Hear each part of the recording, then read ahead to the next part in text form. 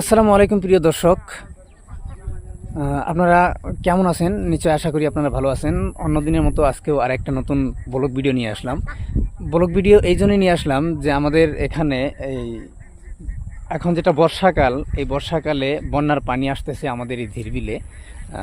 আমি আপনাদেরকে দেখাইতেছি কি স্পিডে এই যে আমাদের যেটা ঝর্ণা, এই পাহাড়ি ঝর্ণাটা দিয়ে ব্রহ্মপুত্র নদীর পানি সরাসরি আমাদের এই ধীরবিলে এসে যায় এই বর্ষাকালে যখন বানপানি আসে।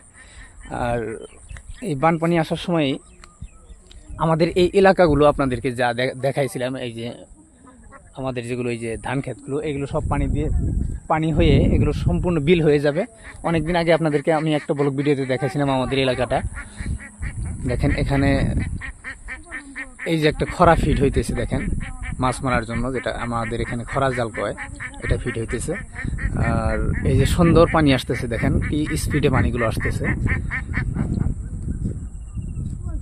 এই যে এই যে আর একটা খরা ফিট হবে এখানে। আর এই যে তৈরা দিয়ে মাছ মারার জন্য তারা তৈরা জাল, যেটা কয় আমরা তৈরা জাল বলি, সেই জাল দিয়ে মাছ মারতেছে। আপনাদের আঞ্চলিক ভাষায় এই জালটাকে কী জাল বলে আপনারা অবশ্যই কমেন্টসে জানাবেন। আর এই পানির স্পিড দেখেন। বর্ষাকালে না বললেই নয় যে এত সুন্দর একটা ভিউ হয় আমাদের এখানে, যেটা অনেক সুন্দর একটা ভিউ।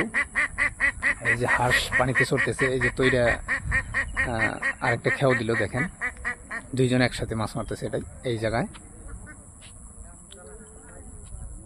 তারপরে এই যে আমাদের আরেকটা মাছ মারার সিস্টেম দেখেন এখানে।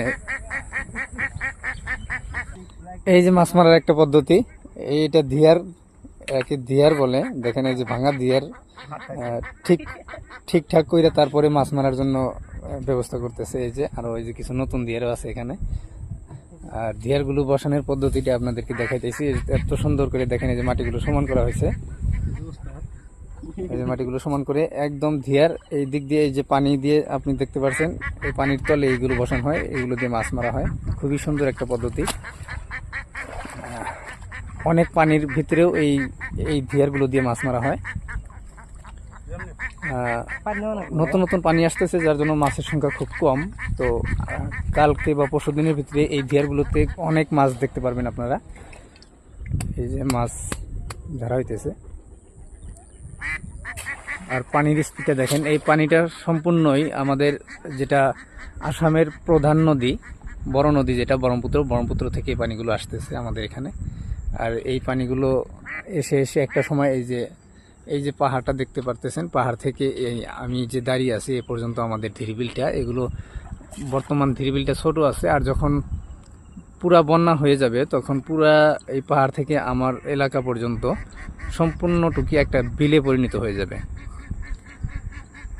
এই যে আমাদের ধানের ক্ষেত থেকে পানি বেশি দূরে না, খুব সম্ভবত 2-4 দিন পরে এই ধানগুলো কাটতে লাগবে, না হলে ধানগুলো পানির তলে ডুব যাবে। তো বন্ধুরা, কেমন লাগলো ভিডিওটা অবশ্যই কমেন্টসে জানাবেন। আপনাদের এলাকায় বন্যা হয় নাকি জানাবেন, আর বন্যার ভিউটা কেমন হয় সেটা অবশ্যই জানাবেন। যে এই যে আমাদের এখানে বন্যা হয়ে এখন দেখেন কি সুন্দর একটা বিল হইতেছে, পুরোপুরি এলাকাটাই বিল হয়ে যাবে। তারপরে ওই যে মাছ মারতেছে, আজকে মাছ মারা মানুষের সংখ্যাও কম। আমি আরও এই কয়েকদিনে আরও কয়েকটা ব্লগ ভিডিও বানাবো, যেখানে আপনারা দেখতে পারবেন আমাদের এখানে মাছ মারা কি কত একটা আমোদজনক পরিস্থিতি হয়, কত একটা ভালো একটা সুন্দর পরিবেশ হয়। যারা মাছ মারে সবাই আসবে, দেখতে পারবেন আপনারা। তো আজকের মতো এতটুকুই। সবাই ভালো থাকবেন, সুস্থ থাকবেন। আশা করছি পরবর্তী ভিডিওগুলো দেখবেন। আল্লাহ হাফিজ।